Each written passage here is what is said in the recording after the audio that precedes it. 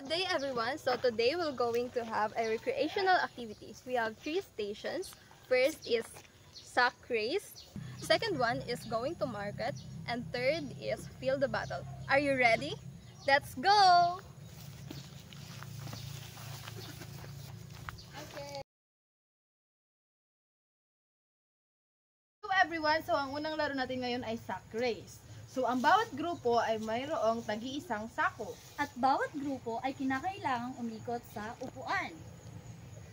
At kada miyembro ng isang grupo ay iikot sa upuan at magkakaroon sila ng isang puntos.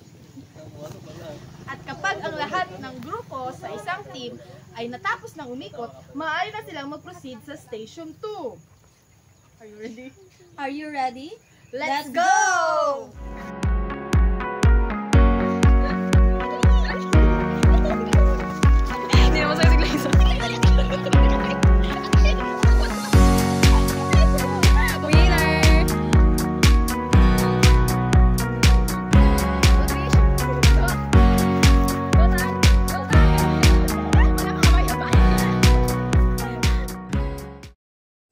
At pagdating po sa Station 2, ang lalaruin nyo ay ang tinatawag na going to market. Sa larong ito po, ang dalawang players mula sa magkabilang team ay kinakailangan makaikot sa upuan habang may nakaipit na papel sa kanilang tuhod, sa liig at may hawak na pamaypay.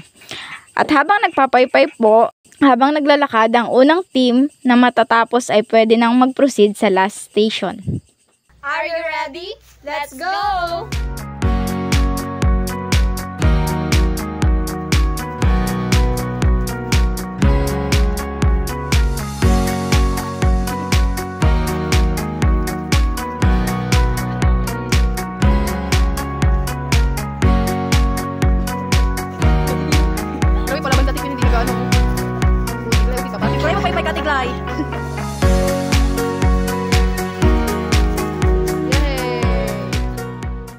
Nandito na tayo sa huling station. Ang station na ito ay tinatawag na Field the Battle. Mayroon tayong bote, kutsara at tubig. Sa larong ito, paunahan ang magkalabang team na mapuno ang bote sa pamamagitan ng kutsara. Kada isang player ay isang beses lang po pwedeng magsalok ng tubig gamit ang kutsara, saka ilalagay sa bote at pagkatapos niya ay babalik sa pinakahuling pila at susunod naman ang kanyang mga kagrupo.